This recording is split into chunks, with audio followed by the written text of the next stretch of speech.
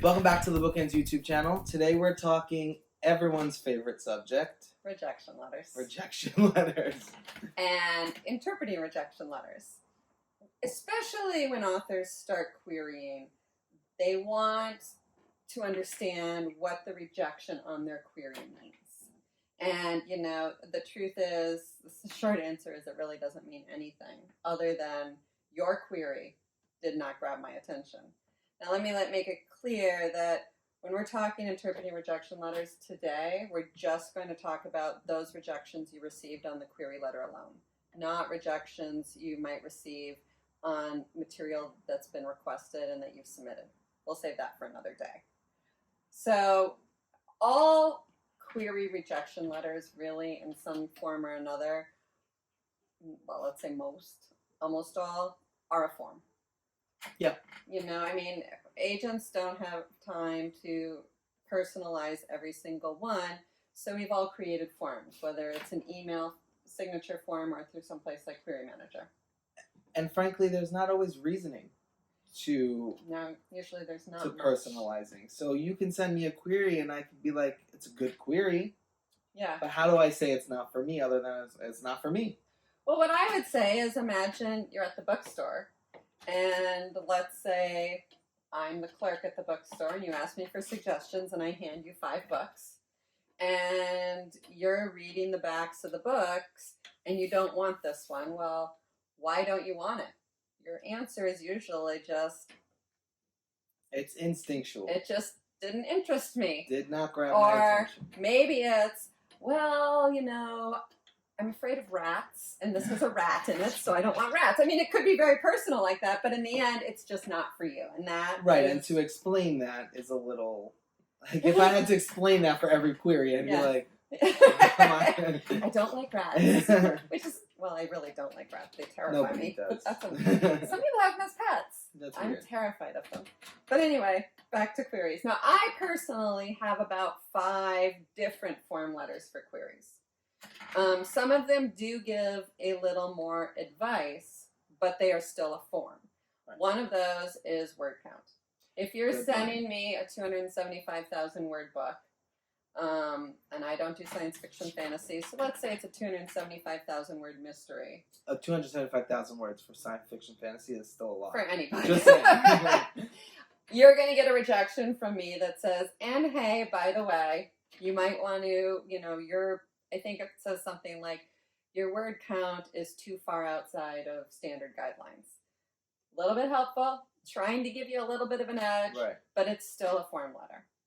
Another one I have is one I call query advice, which is really like, you need to go back to the drawing board on this query. You know, I was maybe interested, but I think you need to go back to the basics in writing a query.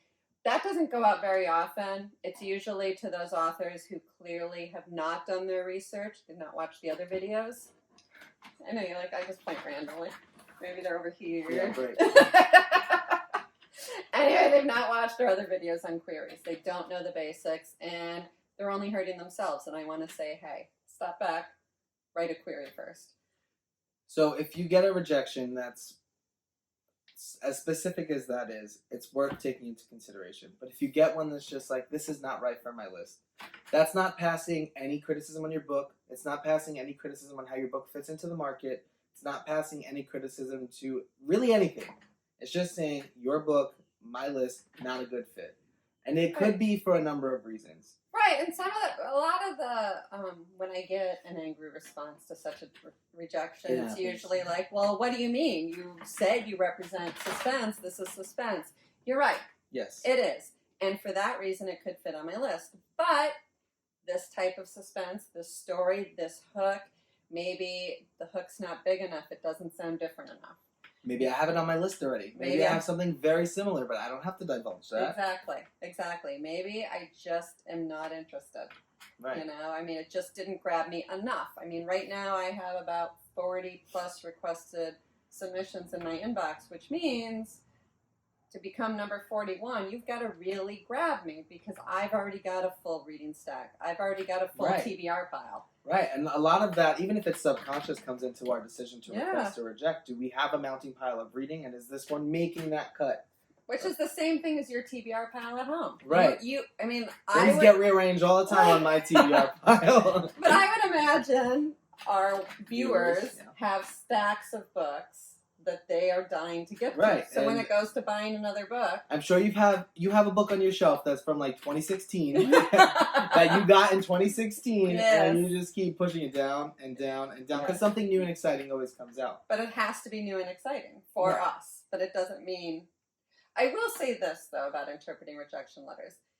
If you are submitting to the right agents, meaning the agents who represent your type of book, let's say suspense, and you are getting rejection after rejection after rejection, and you are not getting any requests, then I do think there's a problem. Because With a you're book or with a query? I think it could be both.